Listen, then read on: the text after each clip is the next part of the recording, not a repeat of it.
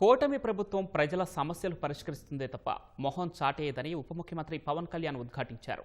అల్లూరి జిల్లా నందిగర్వులో గిరిపుత్రులతో కలిసి జనసేన ఆవిర్భావ వేడుకలు జరుపుకున్న పవన్ వైసీపీ హయాంలో జరగని పనుల్ని ఎవరూ అడగకుండానే చేశామని తెలిపారు. ప్రజల కోసం ఏర్పాటైన కూటమి ప్రభుత్వాన్ని వచ్చే ఎన్నికల్లోనూ గెలిపించాలని కోరారు. ఉప ముఖ్యమంత్రి పవన్ కళ్యాణ్ జనసేన 13వ ఆవిర్భావ దినోత్సవాన్ని అల్లూరు జిల్లా నందిగరువులో గిరిజనుల మధ్య జరుపుకున్నారు. అల్లూరు జిల్లా ఓనూరు నుంచి నందిగరువుకు కాలినడకన వెళ్లిన పవన్ అడవి తల్లి బాట పథకం కింద నిర్మించిన రహదారిని పరిశీలించారు. ఓనూరు జంక్షన్ వద్ద పార్టీ పతాకాన్ని ఆవిష్కరించారు. ఈ సందర్భంగా తీంసా నృత్యం, డప్పులు వాయించిన కళాకారులతో పవన్ ఆత్మీయంగా ముచ్చటించారు. మార్గమధ్యలో ఒక బడిలోకి వెళ్లి విద్యార్థులతో ముచ్చటించారు. వారందరికీ బ్యాగులు అందజేశారు. నూతనంగా నిర్మించిన రహదారిపై పిల్లలతో కలిసి ఫోటోలు దిగారు. గిరిజనులతోనూ పవన్ ముచ్చటించారు. కుళాయి వద్ద బిందెలో నీళ్లు పట్టి తాగునీటిని స్వయంగా పరిశీలించారు.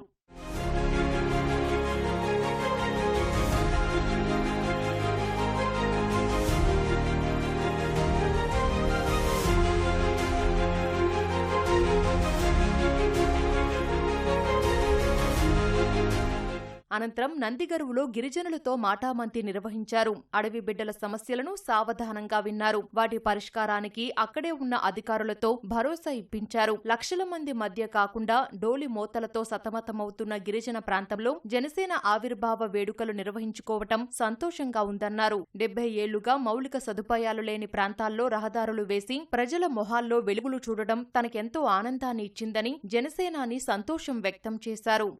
12 సంవత్సరాలు ముగించుకొని 13 సంవత్సరంలోకి అడుగు పెడుతూ లక్షల మంది జనం మధ్య కాదు, డోలిమోతలతోటి సతమతమయ్యే గ్రామానికి విముక్తి కల్పించి అలాంటి 40 కుటుంబాల మధ్య జరుపుకొని నేను మీ ముందుకు వచ్చాను. చాలా తృప్తిగా ఉంది, చాలా సంతోషంగా ఉంది.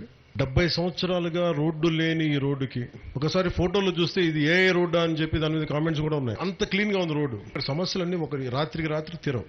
ఇవన్నీ కష్టపడి నిలబడి తీర్చే సమస్యలు ఇవన్నీ. ఈ పర్టికులర్ పథకం పూర్తిగా 90% కేంద్ర ప్రభుత్వం ఇచ్చే నిధుల నుంచి ఈ రోడ్లు వేయగలిగాం. 2 years నుంచి ఈ రోజు దాకా 460 కిలోమీటర్ల పైచులకు ఇలాంటి రీచ్ అవుట్ అవును రోడ్లకు వేసాం. ఈసారి పాడేరు వాళ్ళకి ఇచ్చారు, అరకు వాళ్ళకి ఇచ్చారు. ఈసారి ఎన్డీఏ కూటమిని దిగ్విజయంగా కల్పించారు.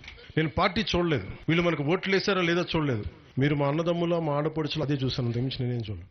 ఇదే సమయంలో వైసీపీ అధినేత జగన్ ఎప్పుడైనా ఈ ప్రాంతాలకు వచ్చారా అని గిరిజనుల్ని పవన్ ప్రశ్నించారు. గత ప్రభుత్వ హయాంలో కేంద్రం ఇచ్చిన నిధులను కూడా వినియోగించకుండా గిరిజనులకు అన్యాయం చేశారని ఆరోపించారు. వచ్చే ఎన్నికల్లో పాడేరులో కూటమిని గెలిపించాకే జేజేలు కొట్టించుకుంటానని పవన్ అన్నారు. ఇప్పుడు దాకా రోడ్డు కూడా రాలేదు కదా. ఇప్పుడు దాకా మీరు చెప్పాలి, మీరు ఓటేసిన ఎమ్మెల్యే ఈ రోజు దాకా ఈ గ్రామంలోకి అడుగు పెట్టలేదు. ఎందుకంటే రోడ్డు కూడా వేయించలేకపోయారు. వాళ్ళు అడ్డగోలుగా కూర్చోబెట్టి బెదిరించే ప్రభుత్వాల్లో ఒక్క వ్యక్తి రాలేదు మీ దగ్గర. గత రాష్ట్ర ముఖ్యమంత్రి, మన గత ప్రభుత్వ పాలన ఉన్న ముఖ్యమంత్రి ఒక్కరోజు కూడా రాలేదు ఇక్కడ కదా. పీపుల్స్ ఫ్రెండ్లీ ప్రభుత్వం అని ఎందుకు అంటామంటాం? ఇది మన కూటమి ప్రభుత్వాన్ని మీరు తిట్టినా, మీరు ఏదైనా బాధపడ్డా, ఇంకోటి చేసిన వినటానికి ఉన్నాం. మేము అందరం మీ సమస్యను తీర్చడానికే ఉన్నాం ఇక్కడ. డోలీ మోతలతోటి గర్భిణీ స్త్రీలు వెళ్ళలేరు, ఆడపడుచులు వెళ్ళలేరు, ఒక బాధే కదమ్మా. ఈ రోజున 40 ఇళ్ళు ఉన్నాయి. 40 ఇళ్ళకి దాదాపు 2 కోట్ల రూపాయలు ఖర్చు పెట్టి రోడ్ వేసాం. అదే సిటీలో అయితే ఒక 2000 ఉంటే ఒక ఆ రోడ్డుకి సరిపోద్ది. కానీ ఇక్కడ అట్లా ఆలోచించాల. మేము ఉన్నది ఇక్కడ మీ కష్టాలని వినటానికి, ఎలా తీర్చాలని పరిష్కారం వెతకడానికి. కష్టపడే ప్రభుత్వానికి మీరు కొంచెం భరోసా వేసి కొంచెం ఎక్కువ కష్టపడతాం.